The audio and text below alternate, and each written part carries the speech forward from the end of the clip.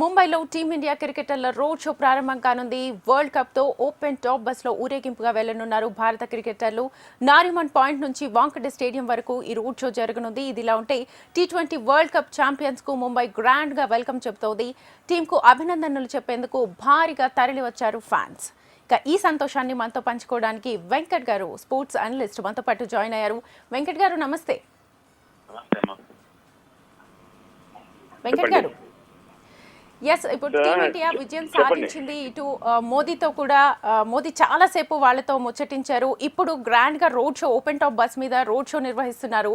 ఇప్పటికే అక్కడికి వేలాది సంఖ్యలో ఫ్యాన్స్ తరలి వచ్చారు. వాళ్ళ ఆనందం అయితే చాలా ఎక్కువగా మనకు కనిపిస్తోంది. ఎలా అనిపిస్తుంది? సెకండ్ పీరియడ్ లో Rohit Sharma, Virat Kohli, Ravindra Jadeja plus course Rahul Dravid coach contribute చేశారు. ఎప్పటి నుంచో మనం ఎల్యూడ్ అవుతున్నటువంటి ఒక వరల్డ్ కప్ తీసుకొచ్చారు. దీంతో ఇండియన్ క్రికెట్ లో నెక్స్ట్ జనరేషన్ ప్లేయర్స్ తయారవుతారు దీంతో.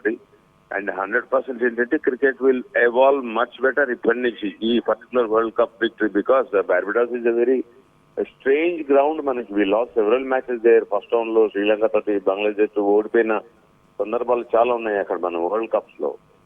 అటువంటి చోట మనం గెలవడం అనేది మంచిది. And whatever happened is very good.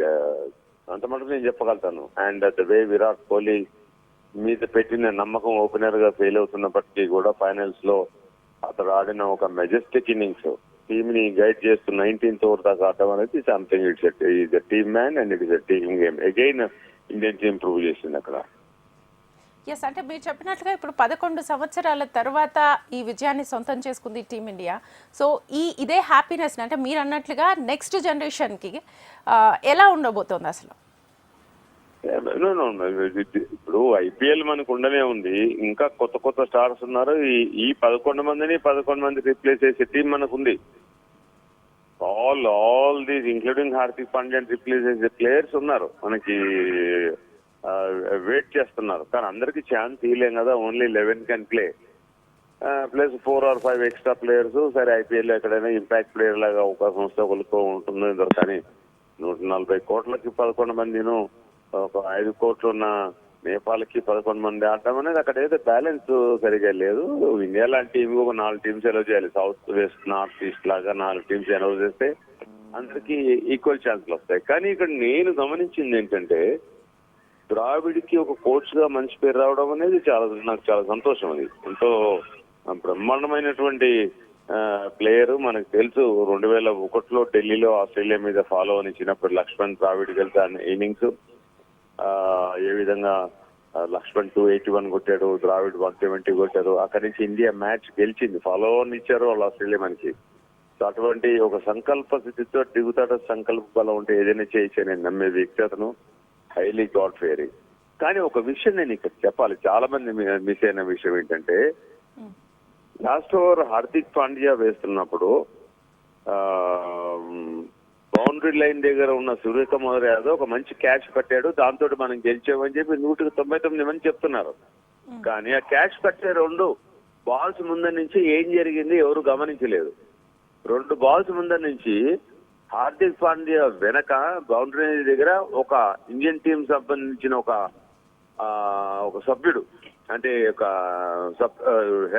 Helping team like batting, fielding, Dravid దాంట్లో ఒక అతను ఉన్నాడు 2 బాల్స్ ముందర నుంచి. అతనే హైదరాబాద్ చెందిన దిలీప్, ఇండియాకి ఫీల్డింగ్ కోచ్. ఆ బౌండరీ లైన్ దగ్గర నిలబడిపోయాడు 2 బాల్స్ ముందర నుంచి.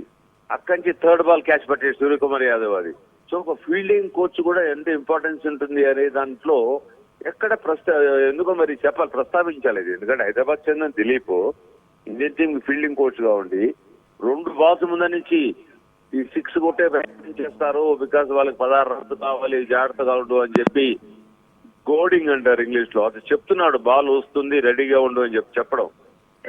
This goes a very long way. But unfortunately English channels కానీ ఇది వేరే తెలుగు ఛానల్స్ కానీ దీని గురించి ఎవరు మాట్లాడలేదు. But the best thing is the contribution of Dilip is also as much as Dravid. ఆ క్యాచ్ కనుక పట్టకపోతే అది 6 వెళ్ళిపోయింది. అది 6 వెళ్ళిపోతే మ్యాచ్ అయిపోయినట్టే ఇంకా అది. కాబట్టి అక్కడ దిలీప్ రోల్ కూడా ఉంది. దిలీప్ గురించి కూడా మాట్లాడితే ఎవరైనా ఒక నిమిషం బాగుండేది. I would have been very happy madam. Right, thank you so much.